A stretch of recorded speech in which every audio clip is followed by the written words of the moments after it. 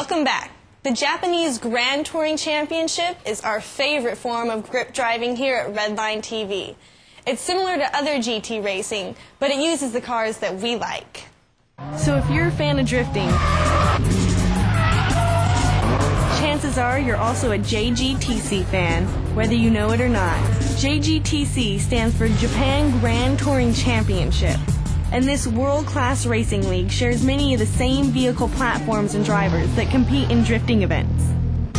Their cars showcase many of the cutting-edge styling trends and technological enhancements that end up on import tuner cars here in the States. There are two classes in JGTC. GT300, which has cars that run around 300 horsepower. It's more of an opportunity for private race teams. And GT500, which puts the horsepower cap around 500 and features more factory sponsors. The two cars race simultaneously, creating a kinetic combination of cars on the track. Weight handicaps level the playing field and allow for closer, more dynamic racing. Mandatory pit stops and driver changes mix up the field, throwing in a wild card that puts the focus on precision and teamwork, not just horsepower. The result is a fast-paced, high-energy race where anything can happen. And usually does. Each episode of Redline TV will go inside this definitively Japanese sport as we learn about the major players before it debuts stateside at California Speedway on December 18th. We'll be highlighting one driver and their car in each episode and get a better understanding of how this racing series affects the import tuner scene here in the U.S.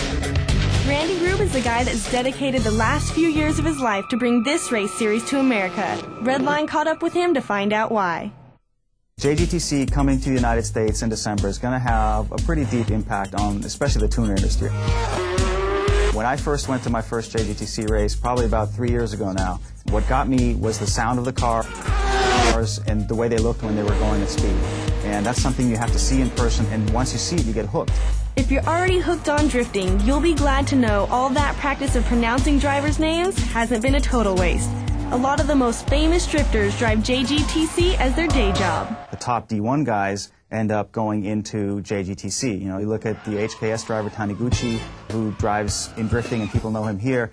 These are all people that eventually graduated to JGTC. Taniguchi just won the most current race at Sugo. So the drift drivers do shine in JGTC. Besides the drivers, all of Japan's top tuning companies are represented.